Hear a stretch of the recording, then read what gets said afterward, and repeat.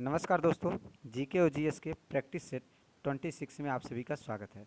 दोस्तों ये वीडियो सभी के लिए इम्पोर्टेंट होगा। जो भी स्टूडेंट किसी भी एग्ज़ाम की तैयारी कर रहा हो जिसमें दोस्तों जनरल अवेयरनेस और जनरल साइंस से रिलेटेड क्वेश्चंस आते हैं, उन सभी के लिए इम्पोर्टेंट होने वाला है। तो दोस्तों बने रहिएगा वीडियो के अंत तक, चैनल को सब्सक्राइब कर लीजिएगा और वीडियो को लाइक कर दीजिएगा। चलिए क्वेश्चंस को शुरू करते हैं। सबसे पहला क्वेश्चन है दोस्तों, पनामा नहर निम्नलिखित में से किन दो महासागरों को आपस में जोड़ती है? पनामा नहर निम्नलिखित में से किन दो महासागरों को आपस में जोड़ती है? तो इसका आंसर हो जाएगा दोस्तों प्रशांत महासागर और अंध महासागर के बीच में स्थित है पनामा नहर। तो ऑप्शन नंबर 2 सही हो जाएगा दोस्तों, प्रशांत महासागर और अंध महासागर। दोस्तों अगर बात करें लाल सागर और भूमध्य सागर के बीच कौन सा नहर स्थित है, तो हो जाएगा स्वेज नहर। स्वेज नहर लाल सागर और भूमध्य सागर के बीच में स्थित है स्वेज नहर, जो कि बहुत ही इंपॉर्टेंट नहर है दोस्तों स्वेज नहर।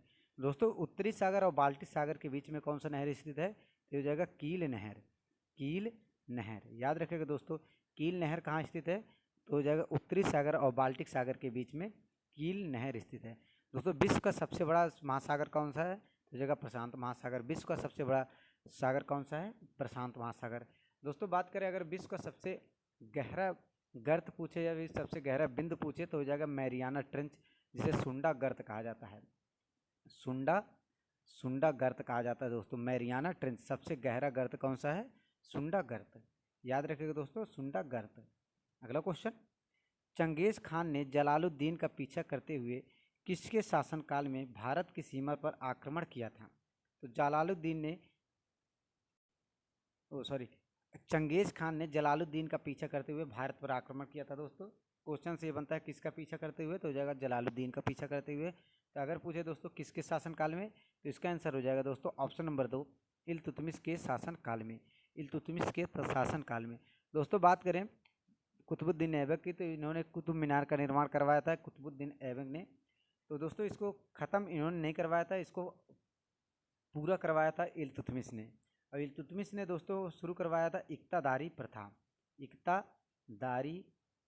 इक्तादारी प्रथा इल्तुतमिश ने शुरू किया था दोस्तों। और इल्तुतमिश ने ही दोस्तों इक्ता सेना का गठन किया था। इक्ता सेना का गठन किया था दोस्तों इल्तुतमिश ने। ये दोस्तों इतना सभी आप लोगों को याद होना चाहिए। अगला क्वेश्चन, कौन सी नदी महाबलेश्वर से निकलकर बंगाल की खाड़ी में जाकर गिरती है? दोस्तों निम्नलिखित में से कौन सी नदी महाबलेश्वर से निकलकर बंगाल की खाड़ी में जाकर गिरती है? तो इसका आंसर हो जाएगा दोस्तों ऑप्शन नंबर 4, कृष्णा नदी। कृष्णा नदी दोस्तों जो कि महाबलेश्वर से निकलती है और बंगाल की खाड़ी में जाकर गिरती है। याद रखिए दोस्तों बहुत ही इंपॉर्टेंट क्वेश्चन बनता है। अगर पूछे केवल कृष्णा नदी का उद्गम स्थल कहाँ है, तो हो जाएगा महाबलेश्वर की पहाड़ी। महाबलेश्वर से निकलकर दोस्तों कृष्णा नदी और कहाँ पर गिरती है, इसका मुहाना कहाँ पर है, बंगाल की खाड़ी।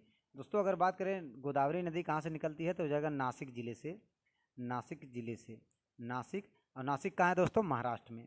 नासिक जिले से, नासिक के समीप है दोस्तों त्र्यंबकेश्वर पहाड़ी। त्र्यंबकेश्वर पहाड़ी है दोस्तों, वहाँ से निकलती है गोदावरी नदी। और इसका जो है दोस्तों मुहाना कहाँ पर जाकर गिरती है, तो हो जाएगा बंगाल की खाड़ी में ये भी जाकर गिरती है। अगर सोन नदी की बात करें दोस्तों, तो ये हो जाएगा अमरकंटक की पहाड़ी से। अमरकंटक की पहाड़ी से निकलती है। ये कहाँ पर गिरती है दोस्तों, ये गिरती है गंगा नदी में जाकर मिल जाती है। सोन नदी गंगा नदी की सहायक नदी है दोस्तों सोन नदी, और ये निकलती कहाँ है, अमरकंटक से। दोस्तों बात करें ब्रह्मपुत्र बहुत ही इंपॉर्टेंट क्वेश्चन बनता है।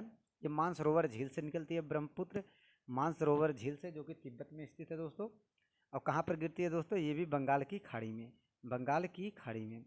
दोस्तों बात करें कि कृष्णा नदी पर दो प्रसिद्ध बांध है दोस्तों। एक हो जाएगा नागार्जुन बांध, एक हो जाएगा अलमाटी बांध। कृष्णा नदी पर दो बांध है दोस्तों, याद रखेगा, एक नागार्जुन बांध और एक हो जाएगा अलमाटी बांध।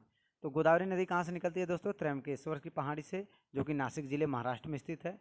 ब्रह्मपुत्र नदी कहाँ से निकलती है, जगह मानसरोवर झील से, जो कि तिब्बत में है दोस्तों। और सोन नदी अमरकंटक के पहाड़ी से। अगला क्वेश्चन, निम्नलिखित में से ऊतक का उदाहरण कौन सा है?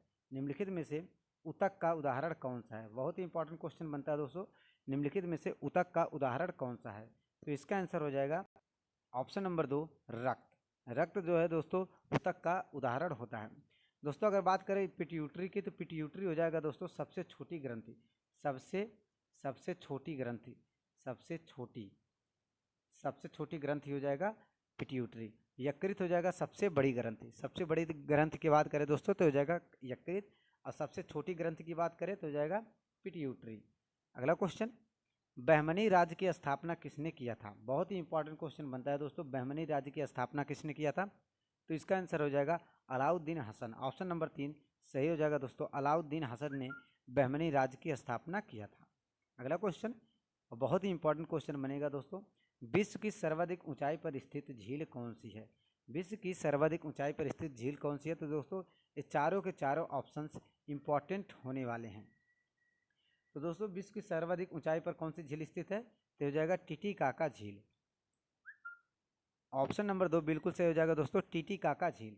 दोस्तों कैस्पियन सागर की बात करें दोस्तों तो विश्व का सबसे बड़ा झील है दोस्तों, सबसे बड़ा झील है कैस्पियन सागर, सबसे बड़ा झील है दोस्तों कैस्पियन सागर। याद रखिएगा दोस्तों सबसे बड़ा झील है कैस्पियन सागर। दोस्तों सुपीरियर झील की बात करें दोस्तों तो हो जाएगा ताजे पानी की सबसे बड़ी झील है, विश्व की ताजे पानी की सबसे बड़ी झील है दोस्तों, हो जाएगा सुपीरियर झील। बैकाल झील की बात करें दोस्तों तो सबसे गहरी झील है दोस्तों, सबसे गहरी झील कौन सी है? तो हो जाएगा बैकाल झील। तो दोस्तों चारों के चारों ऑप्शन से इंपॉर्टेंट होने वाले हैं, आप लोगों को याद होना चाहिए। कैस्पियन सागर है विश्व का सबसे बड़ा झील, टिटिकाका जो है दोस्तों सर्वाधिक ऊंचाई पर स्थित झील है, सुपीरियर झील है दोस्तों ताजे पानी का सबसे बड़ा झील, और बैकाल झील है दोस्तों सबसे गहरी झील। अगली क्वेश्चन, हमारे सौर मंडल में कौन सा ग्रह लगभग पृथ्वी के बराबर है? सौर मंडल में कौन सा ग्रह लगभग पृथ्वी के बराबर है दोस्तों? तो हो जाएगा ऑप्शन नंबर 2 मंगल ग्रह लगभग पृथ्वी के बराबर है। दोस्तों सबसे चमकीला ग्रह की बात करें तो हो जाएगा शुक्र, सबसे चमकीला ग्रह हो जाएगा शुक्र। अगला क्वेश्चन, उत्तर अमेरिका से गुजरने वाली ठंडी महासागरीय जलधारा को क्या कहा जाता है? दोस्तों उत्तर अमेरिका में गुजरने वाली ठंडी महासागरीय जलधारा को क्या कहा जाता है? तो इसका आंसर हो जाएगा दोस्तों लेब्राडोर। ऑप्शन नंबर 1 बिल्कुल सही हो जाएगा दोस्तों, लेब्राडोर। अगला क्वेश्चन दोस्तों, ऊर्जा प्रदान करने वाले पोषक तत्व कौन से हैं? ऊर्जा प्रदान करने वाले पोषक तत्व की बात करें दोस्तों तो हो जाएगा कार्बोहाइड्रेट। ऑप्शन नंबर 2 सही हो जाएगा दोस्तों, ऊर्जा प्रदान की अगर बात करें तो हो जाएगा कार्बोहाइड्रेट। और दोस्तों शरीर में निर्माण में सहायक कौन सा तत्व होता है? तो हो जाएगा प्रोटीन। शरीर के निर्माण में शरीर निर्माण में दोस्तों प्रोटीन का सबसे ज़्यादा सहायक होता है।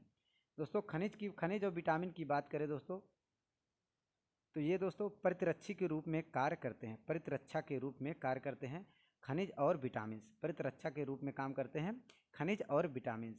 और दोस्तों कार्बोहाइड्रेट हो जाएगा ऊर्जा प्रदान करने के लिए, शरीर निर्माण के लिए होता है दोस्तों प्रोटीन, इसलिए प्रोटीन आपको डेली आवश्यकता होती है। विटामिन और खनिज की आवश्यकता होती है दोस्तों प्रतिरक्षा के रूप में, जैसे एंटीबायोटिक के रूप में विटामिन और खनिज का प्रयोग किया जाता है। अगला क्वेश्चन, संघ की राजभाषा हिंदी के रूप किस अनुच्छेद में दिया गया है? संघ की राजभाषा जो कि हिंदी है दोस्तों किस अनुच्छेद में दिया गया है? हिंदी और देवनागरी लिपि को संघ के राजभाषा के रूप में स्वीकार किया गया था, तो किस अनुच्छेद में दिया गया है दोस्तों? तो हो जाएगा दोस्तों अनुच्छेद 343 में। ऑप्शन नंबर 2 बिल्कुल सही हो जाएगा दोस्तों, संघ की राजभाषा का वर्णन किया गया है अनुच्छेद 343 में। अनुच्छेद 330 की बात करें दोस्तों तो हो जाएगा अनुसूचित जाति और जनजाति के आरक्षण के बारे में दिया गया है अनुच्छेद 330 में। अनुच्छेद 368 की बात करें दोस्तों तो संविधान संशोधन की प्रक्रिया दिया गया है, संशोधन की प्रक्रिया दिया गया है दोस्तों अनुच्छेद 368 में। और किस देश के संविधान से लिया गया था दोस्तों? तो हो जाएगा साउथ अफ्रीका से लिया गया था संविधान संशोधन की प्रक्रिया। अगला क्वेश्चन, किसका उपयोग यूरिया उर्वरक के उत्पादन में किया जाता है? यूरिया बनाने में किसका प्रयोग किया जाता है दोस्तों? तो बहुत ही आसान क्वेश्चन है, तो जगह कार्बन डाइऑक्साइड। ऑप्शन नंबर 1 सही हो जाएगा दोस्तों, कार्बन डाइऑक्साइड का प्रयोग किया जाता है यूरिया के निर्माण में। अगला क्वेश्चन, निम्नलिखित में से, और दोस्तों अगर पूछे यूरिया में नाइट्रोजन की मात्रा कितनी होती है तो 46.7%, 46.7% यूरिया में नाइट्रोजन की मात्रा होती है। अगला क्वेश्चन है दोस्तों, निम्नलिखित में से कौन सी धातु है जो खुले वातावरण में रखने पर जलने लगते हैं? कौन सी धातु है दोस्तों अगर खुले वातावरण में रख दिया जाए तो उसमें आग पकड़ लेती है?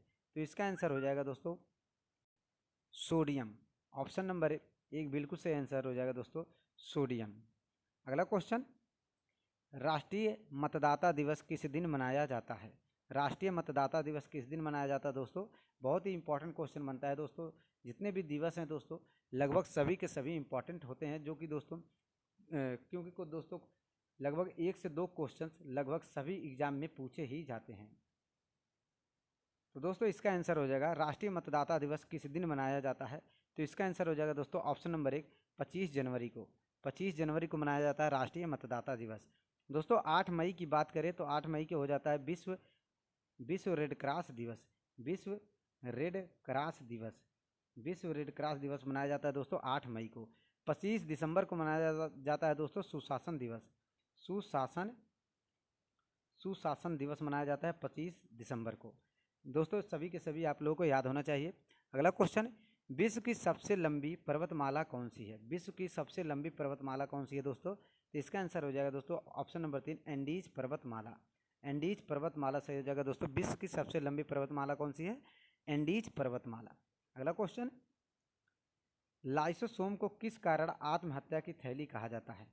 लाइसोसोम को आत्महत्या की थैली किसे कहा जाता है दोस्तों? तो हो जाएगा लाइसोसोम को। और किस कारण कहा जाता है दोस्तों? तो हो जाएगा प्रोटोलिटिक एंजाइम के कारण। प्रोटोलिटिक एंजाइम के कारण। अगला क्वेश्चन, नीला हरा शैवाल किस समूह के अंतर्गत आते हैं? नीला हरा शैवाल किस समूह के अंतर्गत आते हैं? बहुत ही इंपॉर्टेंट क्वेश्चन बनता है दोस्तों। नीला हरा शैवाल जिसे काई कहा जाता है दोस्तों, काई किस समूह के अंतर्गत आते हैं? तो इसका आंसर 2 हो जाएगा दोस्तों, साइनोबैक्टीरिया के अंतर्गत आते हैं। साइनोबैक्टीरिया के अंतर्गत नीला हरा शैवाल पाए जाते हैं। अगला क्वेश्चन, एशियाटिक सोसाइटी के संस्थापक कौन हैं? एशियाटिक सोसाइटी के संस्थापक कौन हैं? बहुत ही इंपॉर्टेंट क्वेश्चन बनता है दोस्तों। एशियाटिक सोसाइटी के संस्थापक कौन हैं? तो इसका आंसर हो जाएगा दोस्तों विलियम जोन्स। ऑप्शन नंबर 3 सही हो जाएगा दोस्तों, विलियम जोन्स। तो इसका आंसर हो जाएगा विलियम जोन्स। दोस्तों बात करें सुभाष चंद्र बोस जी, तिन्होंने फॉरवर्ड ब्लॉक की स्थापना किया था। फॉरवर्ड ब्लॉक की स्थापना किया था सुभाष चंद्र बोस ने 1939 ईस्वी में। याद रखिएगा दोस्तों 1939 ईस्वी में फॉरवर्ड ब्लॉक की स्थापना होती है। लाला हरदयाल और सोहन सिंह भाकना ने दोस्तों किया था गदर पार्टी की स्थापना। याद रखिएगा दोस्तों गदर पार्टी की स्थापना किसने किया था? लाला हरदयाल और सोहन सिंह भाकना ने। सोहन सिंह भाकना और लाला हरदयाल ने गदर पार्टी की स्थापना किया था। कहाँ किया था दोस्तों? सैन फ्रांसिस्को अमेरिका में। सैन फ्रांसिस्को अमेरिका में किया था। अली बंधु की बात करें दोस्तों तो खिलाफत आंदोलन किसने शुरू किया था? खिलाफत आंदोलन तो हो जाएगा अली बंधुओं ने। खिलाफत आंदोलन अली बंधुओं ने शुरू किया था। अगला क्वेश्चन, लोक लेखा समिति के सदस्यों की संख्या कितनी होती है? लोक लेखा समिति के सदस्यों की संख्या, इसका आंसर हो जाएगा दोस्तों 22। कितना होता है दोस्तों? 22।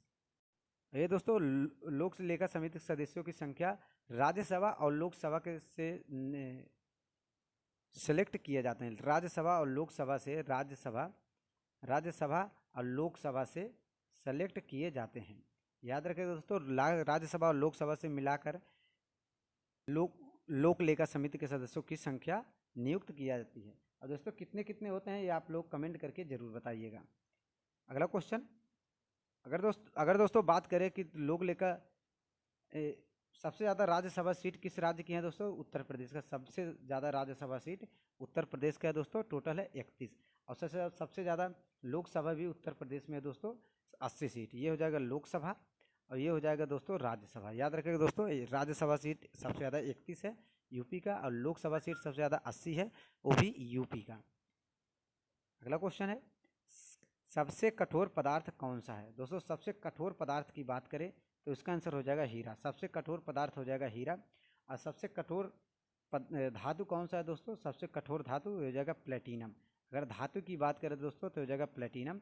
सबसे हल्की धातु हो जाएगा लिथियम। हल्की धातु हो जाएगा लिथियम। और सबसे भारी धातु हो जाएगा ओस्मियम। सबसे भारी धातु ओस्मियम। सबसे कठोर धातु हो जाएगा प्लेटिनम और सबसे कठोर पदार्थ हो जाएगा हीरा। अगला क्वेश्चन, नीला लिटमस पत्र लाल क्यों हो जाता है? दोस्तों नीला लिटमस पत्र लाल क्यों हो जाता है? बहुत ही इंपॉर्टेंट क्वेश्चन बनता है दोस्तों। ये हो जाएगा दोस्तों अम्ल के कारण। नीला लिटमस को लाल कौन कर देता है दोस्तों? अम्ल के कारण हो जाता है लाल। और लाल लिटमस पत्र नीला हो जाता है दोस्तों क्षार के कारण। अगर लाल से नीला की बात करें, नीला की बात तो हो जाएगा क्षार। और नीला से अगर लाल की बात करें हो जाएगा अम्ल। तो दोस्तों बस आज के लिए इतना ही। दोस्तों उम्मीद करता हूँ वीडियो पसंद आई हो। वीडियो पसंद आए तो दोस्तों चैनल को सब्सक्राइब कर लीजिएगा, वीडियो को लाइक कर दीजिएगा और एक शेयर ज़रूर करिएगा।